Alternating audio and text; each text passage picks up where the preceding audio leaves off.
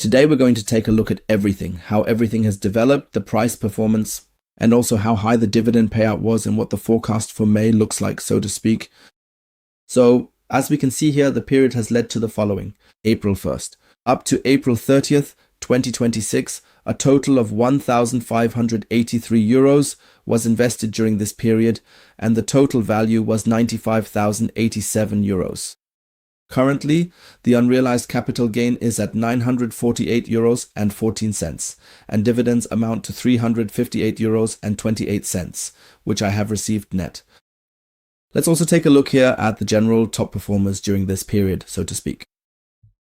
That was Canacol Energy with 250%, Mara Holdings, Vale Indonesia, GERDAU, and MP Evans Group. So let's move on here as well.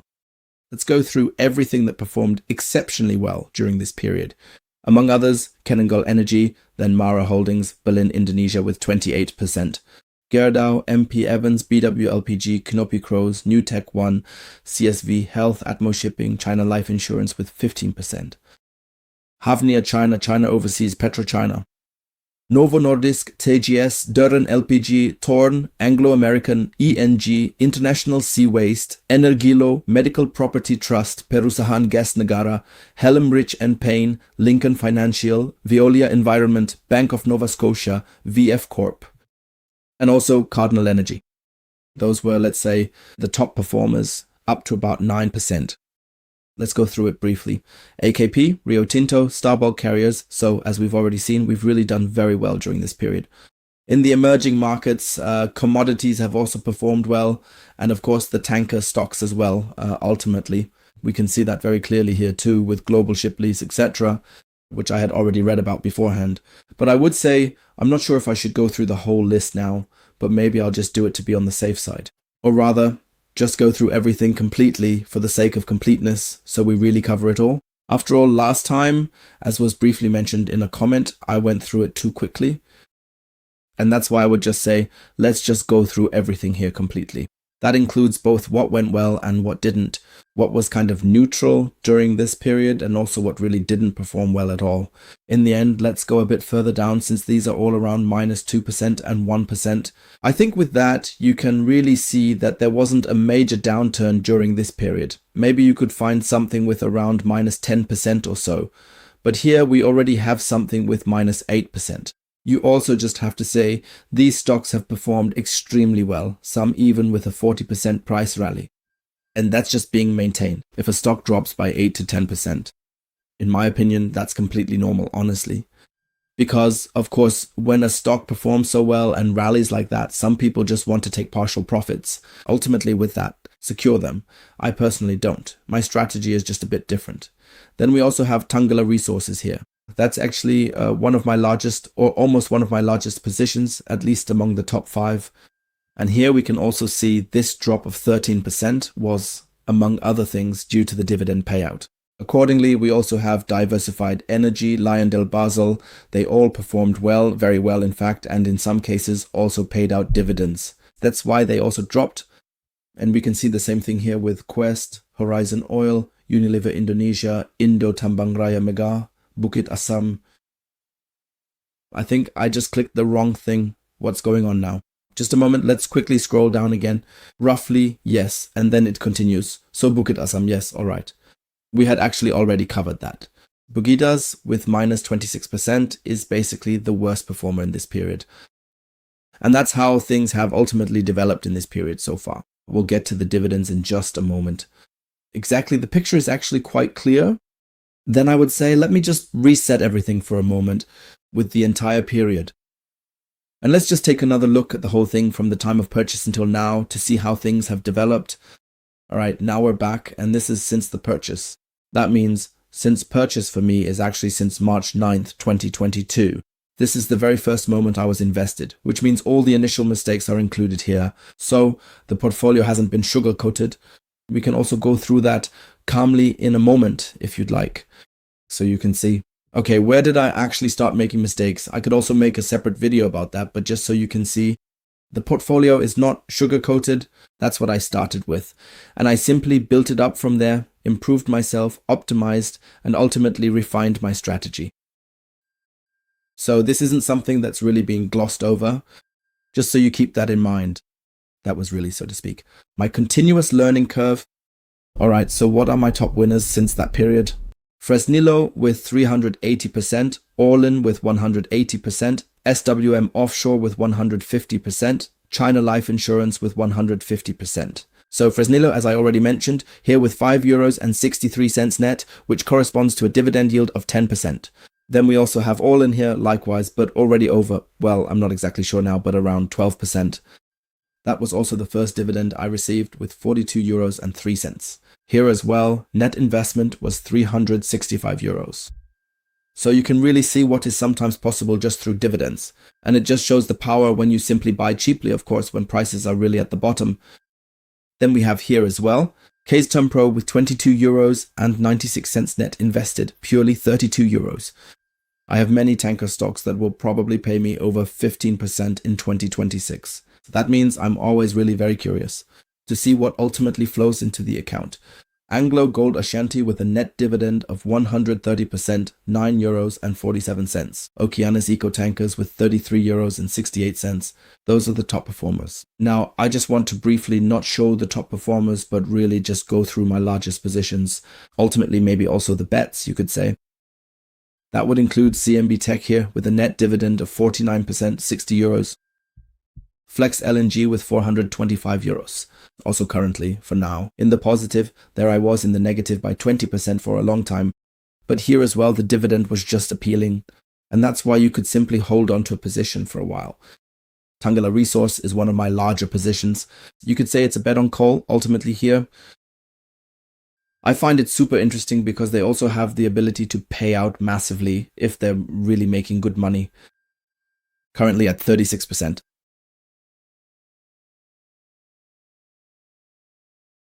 And I've also been rewarded for that recently, I'll just say, which amounts to €87 and a net dividend of €181.23 that I received also during the April period. We'll take a look at that in a moment as well.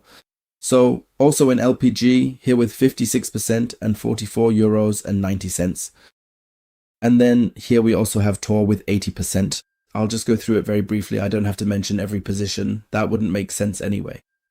Here, Volkswagen is also currently at -4%, which I'm still holding at the moment, partly because of the dividend, and because in my opinion there are simply too many, well, let's say, automobile companies involved. So, according to my thesis, it's a bit too big to fail, really. There's a lot of negative reporting about it at the moment, I'd say. Maybe I'm wrong, that's possible. Why not? I just say, for me, it's definitely worth the risk. And the possibility that the stock will recover is of course also there.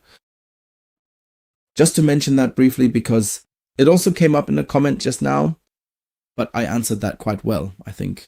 Dow was also a position where I had at least 20% at times, but I bought more of it again. Why? I said Dow is a chemical giant. You can't get rid of them that easily. They've also dug a bit of a moat for themselves. And here as well, I've already collected €35 in dividends and a 20% price gain. Pfizer here as well, accordingly. Yes, otherwise I already have some good solid stocks here, as I would call them, as well as fee-based models like Wonyog, which simply provide me with monthly cash flow in the end. As I said, I'll just go through it. I know I'm repeating myself. That way you can really see completely unfiltered what's going on. I don't want to hide anything from you. That's what I'm here for. I want to be completely transparent here as well. Simply skin in the game. The stocks or shares that I present to you and analyze are the ones that I ultimately also hold in my own portfolio. And yes, that's why I have to inform myself about these stocks anyway. Of course, in summary, you can get everything together quickly compared to making a video. But I also want to ultimately provide added value to all of this for you. And also, in a way, start an exchange of ideas. Especially because the dividend niche, I would say, is very unpopular, ultimately just like the hard assets niche. I think everyone who invests in the dividend niche knows that. Yes, many people in Germany tend to invest more in value stocks, which is completely legitimate. Everyone can do what makes sense to them, or whatever they can identify with. For me, in the end, it's simply about one thing: cash flow. And yes, because I don't have to hope for price performance, but rather if the company makes money because it's really solid. And in the end, if it's something you can extract like gold, then in my eyes, it's something you can actually get a hold of. That's just my point of view. And they already have their established market, so they don't have to spend as much money on growth in the end. If they do, it's just for a year, and then they pay it back. And yes, I mean, BP is an example of that. They invested a lot at the beginning, also in green energy. Have they now completely stopped that and even sold off parts of it? Now they've even doubled their profits.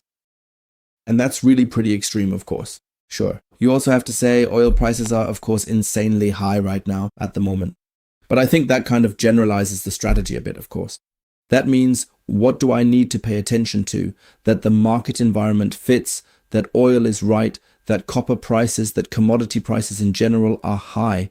When they're high, I know that my companies are ultimately earning well. It's the same in the shipping sector in the end. Okay, that showed me something. Then let me quickly show the activities again, just briefly. I'll leave that out for a moment.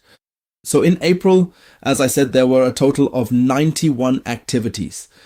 I made purchases for 1,611 euros and received a dividend payout of 358 euros net, ultimately.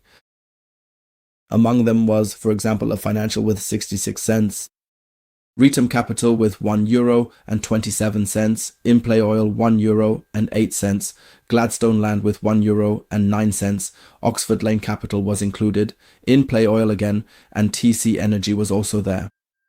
I actually bought Unilever Indonesia again, 2,100 shares for €193.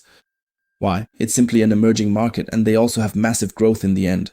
And the population numbers are rising here year after year. That's why in the end more is being consumed, and that's why I'm invested there as well. Overall, I'm positioned rather positively when it comes to all of this.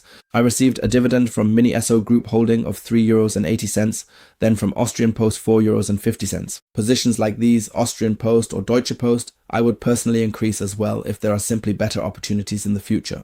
So here as well, regarding buying more on a dip or if the stock drops to a 52-week low or something like that. Why is that? Well, because I also already have crisis-resistant stocks, for example here with PTT, Bank of Nova Scotia, Himalaya Shipping, ING Group, then Cherry.com, then CMB.Tech, Mercedes-Benz, Sanduja Metals. I actually bought more of these as well, because here too the market had just dropped a bit, so I said, okay, this is actually a pretty good buying opportunity. And as we can see, I ended up putting in about €500 more into the market here. The dividend from Tungala Resources was €26, of course after deducting the somewhat higher taxes, but nonetheless, you still make pretty good money here. Otherwise, we also have Scandinavian Tobacco, where I have finally received the dividend. Crosspoint Property Trust, Valtra Platinum, here as well, it's about 10% on the initial investment by now. Nutrien, Chiron Real Estate, Horizon Oil, Ambeth, Realty Income, Rio Tinto with €11, then Partners with €1.30. And then here again, Rio Tinto with €13.33. I know, they are two different ones. Honestly, I just didn't know any better back then. You learn from your mistakes. And that's fine. Then Alan Queen Power Utilities, Blue Old Capital, Crescent Capital, Main Street Capital, Innovative Industrial Properties with €13. BCE, Southbow. BCE, well, that was a reinvestment from the dividend. Again, Southbow, Cardinal Energy with €2.85. Then again, Algonquin Power Utilities with 35 cents, Anglo Australia with €6.77, and Acadian Timber with €2.54. I'll just walk around a bit again. Fortum with €3.85, Medical Property Trust with €11.87. Here is Scandinavian Tobacco. I bought it again for €313 during that period. And Ares Capital paid me €6.37 and Western Union €8.13. So what else was there? Here there was a switch of e-notes from Bitfarms to Kiel Infrastructure. Gladstone Land paid out a dividend. What else do we have? That's great. Here I actually bought more Volkswagen shares for a total of €350. International Seabass paid out a dividend. I also want to quickly show you this again, just to briefly explain or clarify my strategy. SVL Corporation with €5.39, Kraft Heinz with €5.92, and International Seaways again with €35.31. Why sometimes twice? Because sometimes the risk is simply spread across two programs. Finally, let's just take a quick look at this now. Dividend. We now have €3.77 in total, that is, over the last 12 months. But what I want to point out is, take a look at this. Last year, a total of €2.50 was paid out. And now this stock has already paid €1.88 in the first quarter. That means if this continues, then by 2024, it will probably end up at around €6, assuming the quarters keep performing this well. Of course, that's always a bit of a perspective, or rather a thesis. Whether things will continue to go this well, nobody knows.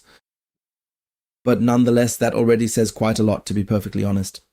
And if you got in at €34.29 and then collect a dividend of €5, that's obviously very appealing. In the end, and with Tonggal, I had already mentioned that example before. Okay, so that's it for all the activities in April for now. Let's take another look at what all happened in May. There hasn't been anything yet. I haven't bought anything either. At the moment, I just find a lot of things a bit overvalued. Right now, I don't want to buy more. I'm currently waiting a bit until some good opportunities come up. And then in the end, I just buy more. For those who are now asking, okay, what does all of this actually mean? Ultimately, you could say, roughly speaking, currently my total yield on cost for my position is about 6.44%, which is the dividend I ultimately receive. I'm curious to see how this will develop over the long term, or rather there's even a forecast for this year of 7.79. We'll just take a close look at what actually happens in the end. These are also just small forecasts since you usually only go quarter by quarter. Some have already announced for the entire year, while others only do so bit by bit. That's just the way it is, really. These are simply probability scenarios. Alright, so that's how it is. Between 6, let's say between 6 and 8%, that's what I expect to ultimately receive from yield and cost. And the 6% is probably already net, which is good, but we'll go over that again anyway. It's only April now after all. That means there's definitely still plenty of time ahead. So what else did I want to show you? I wanted to quickly show you my mistakes. What do I mean by mistakes? I wanted to show you how I got started back then. For those of you who are interested, I'd be happy if you stick around. Otherwise, if you're like, okay, we've seen the portfolio update, oh good, thanks, that's enough for me. That's totally fine too, of course, but for those who say, okay, yeah, sure, I'm interested, how did you used to invest? No problem at all. I'll show you that in just a moment, and you can already see the big shift there. Back then, in 2022, I bought for €11,000, sold for 4,800, and received dividends of €45.74. Okay, what did I buy in 2000 when I started? Basically the classics, as you would normally expect, like 2G Energy. I would of course also have GameStop, Apple, Coinbase, Nvidia, Baller, Power Systems, PayPal in Westcoin Global Block, Yinich. Because the man is also involved with crypto to some extent. Yes, of course, we'll do it however we can. As you can actually see from the numbers for the market back then, it was already really well valued, I would say. Microsoft as well at €266, so I did enter at a somewhat higher point in some cases, and I had 3M, Coinbase, eBay, MasterCard, Intel, Ballard Power Systems, Caterpillar, Starbucks, Alibaba Group Holding, TUI, and also Trench Metals. Alright, it was all pretty good. How did things continue? Allianz, BASF, PowerCell, Apple, TUI, Alibaba Group Holding, Ballard Power Systems, TUI, ThyssenKrupp, Yellowcake, Bayer, Bauer, New Century Resources, Nel, ESA. Also included in the list were Nvidia, TUI, Apple, and ThyssenKrupp. Furthermore, at that specific time, I also held shares in Airbnb, along with the Global X Lithium Battery ETF. So that was roughly how I was set up. Yes, I bought it here for €1,377. Let's move on to May.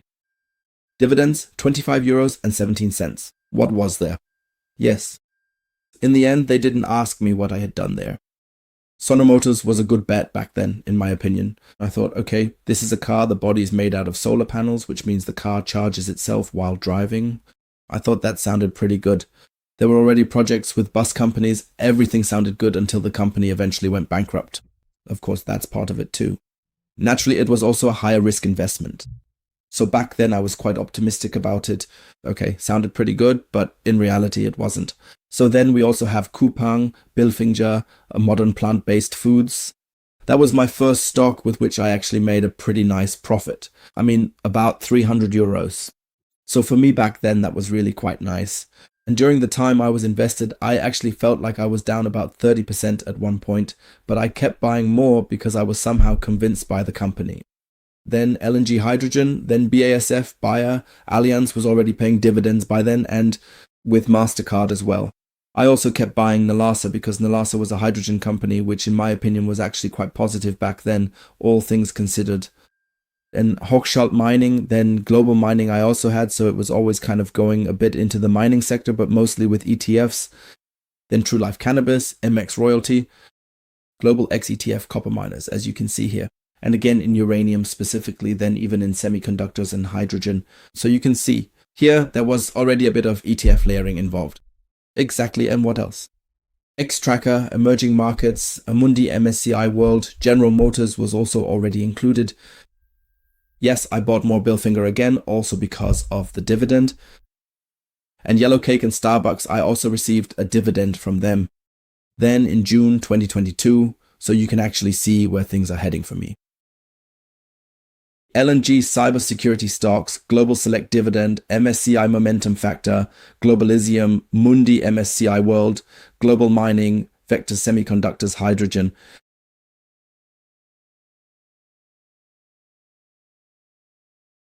MSCI World. And then here again, Modern Plant-Based Foods, always with smaller amounts, of course, back then for me. And yes, 2G Energy, then the first dividend, and I also sold games with a profit. I actually wasn't even aware at the time that games had been like that back then. Only afterwards did I find out about it. What else was there? That also says a lot in itself. There was another dividend here, and then in July there was another one as well. We know a little bit about it too, just a little. Sold, and what did we buy? There was another stock split here, then I bought Trench Metals again, or rather, it was a reinvested dividend. At least that's what I assume, and then I bought Lhasa again. Hydrogen Lhasa again, then ThyssenKrupp, and yes, I sold Coinbase, I think even at a loss back then, or roughly broke even, and Amundi, the MSCI World, and extra KSMLs. MSCI Emerging Markets as well, so you can actually see where the focus is going. This was now future innovation, let's say, future-oriented themes, and then these classic ETFs, but always with emerging, all-world, and a bit of an extra profile. Usually two are enough, but I also wanted mining and dividends. All right. August 22nd. So what happened here then? Actually, Beko Group, I also had a good profit there, which I achieved back then. It was about 100% as well. Vulcan Energy Resources, then Vanek Vectors, video gaming, and esports, because back then the esports sector was also starting to flourish a bit. And that was also back then with Meta, and what was all that called? What was it again? Yeah, actually it was called Meta, but back then I think it was still called Facebook. Or rather, I'm mixing something up right now, but there were these worlds, this metaverse, and yes, I thought it would become a bit more established, probably even more so, but that didn't really turn out to be the case at the time. All right, what else do we have here? That was actually already mentioned. Caterpillar, I also once sold Apple, and then just 7 days later I bought it again when it was a bit cheaper. As I said, of course there were a lot of mistakes, but that's why I'm showing you this. So, I mean, this is exactly what my portfolio looks like with all its mistakes. And that's also why my statistics are the way they are right now, and they're not sugar-coated. Invesco CoinShares Blockchain Hydrogen, that was probably a savings plan, right? I assume with 20 euros each time. Of course, I also have a few of those. And there was also something like Global Clean Energy, Global Water. Why Global Water? Naturally, because water treatment has ultimately become an increasingly important topic. Or is becoming one? That's also quite clear. Healthcare sector. You can see what I'm invested in. I'm also in things like Japan and Corona. So as I said, it was honestly a bit much at times, maybe even a bit overweighted in hindsight. Of course, I would approach it a bit differently now. I actually think some of the approaches are quite good. That is, if I weren't actively doing individual stock picking. Yes, Lufthansa was also included here. Then we also have some ETF tips here. I'm not sure how to put it now. It's probably just short-term bonds, probably. And then Raiffeisen Bank International, which I also bought here. Fresenius, just these classic stocks, actually also Siemens Energy. You can see only Porsche here, so the classic stocks as of October 2022. I don't know. I'll just quickly go through everything with you. I'm not going to go through everything because, as you can see, a lot of things were simply bought again here and not much has changed. What I actually want to show is where things have shifted. Look, I even already had Flex LNG in September on November 30th, 2012. So that already proves a bit that I was slowly starting to develop a different understanding as well. Or maybe it was just a random pick somehow. Maybe it just came to me by chance because honestly, I don't really remember anymore how I became aware of it. But you can also see here, I had brought in Wiggins back then as well. And Deutsche Post, so there was already a bit more going on. It also focused on sustainability. So it's actually quite extreme when you look at how things have changed. And now it's almost only about that. Oil and raw materials, but in areas where money is constantly flowing. And unfortunately, I have to say with Wiggins, for example, I was very optimistic, but he was taking on debt, or at that time had taken on debt, and that just wasn't positive, just like the whole hydrogen sector. And that's why at some point I finally saw the need to make the switch. And at some point, silver was also something I started accumulating. I think clean energy, it's actually, as you can see, history repeating itself. In December 2022, there was also Bank of America and a few other things in this area. I know, if I'm going through this too quickly, I'm sorry, but I mean, look, here's Meta at 112 euros, which of course seems like nothing now. Yeah, and that's basically how it all started. So LPG here, December 7th for 18 euros. So Glencore was already included as well. This is where it started, where I began doing a bit of stock picking, eventually also from the larger sectors. And that was basically 2022. And then, as we can see here, if we look at the dividends from 45 euros to 392 euros and 82 cents, then here to 1,060 euros and then to 3,600 and so on and so forth. And now I already feel at 1,422 euros. So things have changed massively here. Those are certainly nice dividends here, which are displayed to me. I also always briefly show how 2023 kind of wound up exactly, developed. Omega Healthcare and so on, things were slowly starting to get a little into dividend sector, as you can kind of see. And some things were also sold off here and there. Here, for example, modern plant-based. I kind of got out of some positions, and you can already see here it really started to pick up in the dividend area. Anglo-American, British American Tobacco, China Construction Medical Property Trust. Yeah, and that's how it all started a bit with my dividend strategy. Here with Nalasa as well, I think I ended up with maybe about a plus 3% gain. Yeah, and that's how it kept going. February, then TUI, Medical Properties, Coterra Energy, Nvidia, Enel. So you can slowly start to see where things are heading with Vonovia. I think it's slowly starting to form a little picture of how things are developing. Then TUI, Glencore, Enel, Dorian LPG, Medical Property Trust, Alphabet. Yeah, I think that's already very... The whole picture is quite meaningful. I don't know how long this video will end up being, but I don't really care. It'll go on as long as it needs to, but this is just pure skin in the game. So I'll be completely honest with you. I'm not trying to fool you or anything like that. I've been invested since 2022, and this is my path, and that's how it ultimately developed. For me, it actually started with crypto, and then I came up with a strategy for myself along the way. What do I mean by came up with? Basically, to focus on a dividend strategy on the topic of hard assets, and you can see that here as well with Uniper. And so Wacker Chemi, then LPG, Freenet as well, yes. And that's how things fluctuated a bit, also with American Express, fluctuated or rather evolved, of course. Yes, those are a few things that have kind of crept in here, and here as well, you can see it. Yes, I mean, I'm repeating myself, right? I'll just quickly go through it again. But these are simply the classic dividend stocks. And Intel was one of them back then too.